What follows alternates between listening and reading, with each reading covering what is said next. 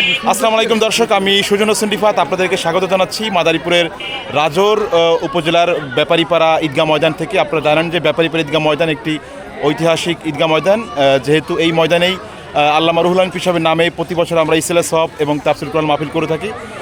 আজকে এই চাঁদের দিন অর্থাৎ আগামীকাল পবিত্র ঈদুল আজহা উদযাপিত হবে 2026। এই উপলক্ষে আমাদের এই রাজোর ব্যাপারীপাড়া মাঠে প্রায় অনেকগুলো পশু গরু এখানে সবাই এই এলাকার যারা কোরবানি করছেন তারা নিয়ে এসেছেন এবং স্কুলের ভিতরে রয়েছে, স্কুলের বাহিরেও মাঠে অনেক রয়েছে। দেখছেন যে চারদিকেই গরু আর গরু।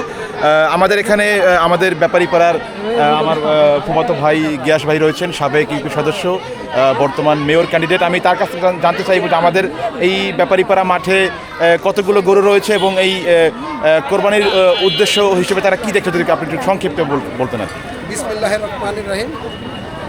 ঐতিহ্যবাহী ব্যাপারীপাড়া আল্লাহ পাকের সন্তুষ্টির জন্য আমরা এই গরু ঈদগার মাঠে সম্পূর্ণ জড়তা হয়নি, আরও অন্তত পক্ষে অনেকগুলো প্রায় 20-50টা গরু এখানে আছে, হ্যাঁ আসছে, আরও আসবে। তাই যাই হোক, আল্লাহ পাকের সন্তুষ্টির জন্য আমরা এই জীবগুলো জবাই করব আগামীকালকে ইনশাল্লাহ।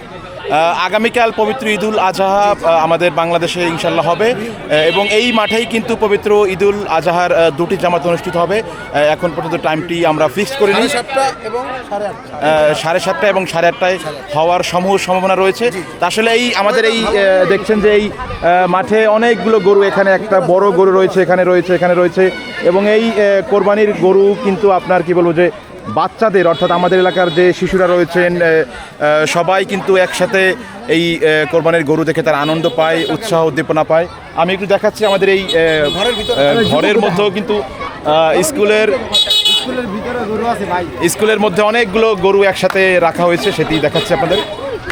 দেখুন যে এখানে অনেকগুলো গরু, প্রায় 5টা এখানেই রাখা হয়েছে। এখানে তোমাদের গরু কোনটা? এই তোমাদের ওখানে দেখছেন যে এখানে আমাদের এক চাস্তো ভাই, তিনি একটি fry and berry cafe and restaurant দিয়েছেন রিয়াদ, তার জন্য রইল শুভকামনা। আজকে রাত হবে রাতে এবং এই দিনেই দেখছি যে আমার এই চাস্তো ভাই তিনি বেশ সুন্দর আয়োজন করেছেন, তার জন্য শুভকামনা রইল। আজকে এই রিয়াদের প্রথম ইনাগুরেশন হতে যাচ্ছে এই কাউন্টার প্রতিষ্ঠানটি। এখানে আপনারা আসবেন, আপনারা এখান থেকে আপনাদের পছন্দের খাবার সেটি আপনারা খাবেন এবং যেহেতু আগামীকাল পবিত্র ঈদুল আজহা অনুষ্ঠিত হতে যাচ্ছে সে উপলক্ষে তো আমরা অনেকেই এই আসলে তোমরা তো আমাদের এলাকার এই যুবক, তোমাদের কাছে মূলত ঈদটা বা পবিত্র ঈদুল আজহাটা কেমন মনে হয়, যদি একটু সংক্ষেপে বলো তুমি। হচ্ছে যে এরকম এই ঈদ মানে আনন্দ, ঈদ মানে খুশি, এইগুলো নিয়ে আমরা খুবই দেখতে পাচ্ছি সবাই মিলে, এলাকার লোকজন আনন্দিত, সবাই ছোট ছোট বাচ্চারা বড় সবাই আনন্দ পাচ্ছে। কালকে আমাদের পবিত্র ঈদ এবং ঈদকে আমাদের নামাজ হবে, এগুলো নিয়ে আমরা খুবই খুশি।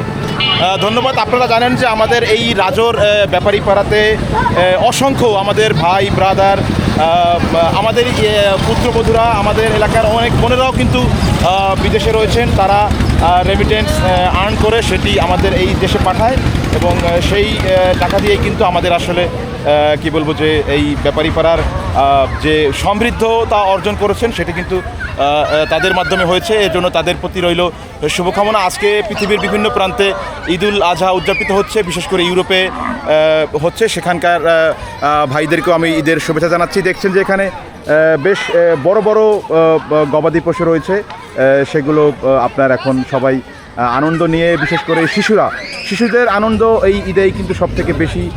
আমাদের যে দুটি ধর্মীয় উৎসব পবিত্র ঈদুল ফিতর এবং ঈদুল আজহা, তারা এদিকে তাদেরই তারাই সব থেকে বেশি আনন্দ পায়। তা আমি সবাইকে এই ঈদের প্রাককালে আমি সবাইকে আবারও পবিত্র ঈদুল আজহার শুভেচ্ছা জানাচ্ছি। সবার জন্য রইল ঈদের অগ্রিম ঈদ মোবারক। আমি সবাইকে ঈদের শুভেচ্ছা জানাচ্ছি। আমার ভাগ্নে ও আবার কিছু বলবে, দেখি কি বলতে চায়, ওর কথা একটু শুনি।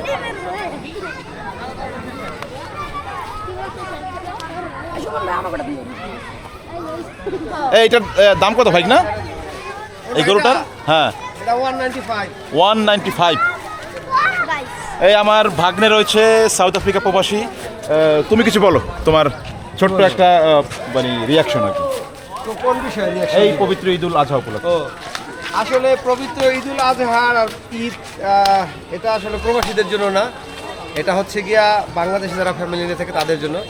আমি অবশ্যই নিজেকে লাকি বলবো এই জন্য যে ফ্যামিলির সাথে ঈদ করতে পারতেছি।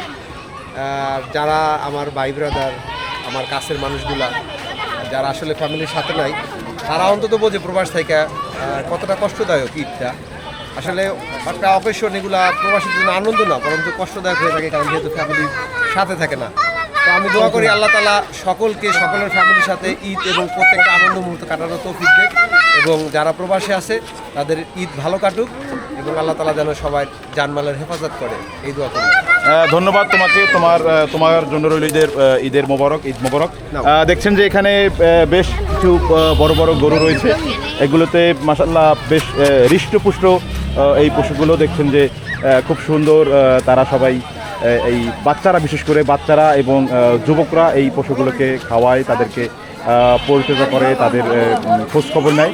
এটি খুবই ভালো বিষয়। আমি এই ভিডিওটি বেশি দীর্ঘায়িত করব না, আপনাদের সবার প্রতি রইল এই পবিত্র ঈদুল আজহার অগ্রিম শুভেচ্ছা। ঈদ মোবারক, ভালো থাকবেন, সুস্থ থাকবেন, এবং আপনার ঈদের আনন্দটি আপনি সবার সাথে ভাগাভাগি করে নেবেন। পবিত্র ঈদুল আজহা হচ্ছে ত্যাগের ঈদ। এই ত্যাগের ঈদটাকে যাতে আমরা প্রকৃত অর্থেই আমরা নিজের মনের মধ্যে যে অহংকার গরিমা রয়েছে সেটা যাতে আমরা ত্যাগ করে ঈদের আনন্দ সবার মাঝে ভাগাভাগি করে নিতে পারি। সবার জন্য রইল ঈদের শুভেচ্ছা, ঈদ মোবারক, আসসালামু আলাইকুম।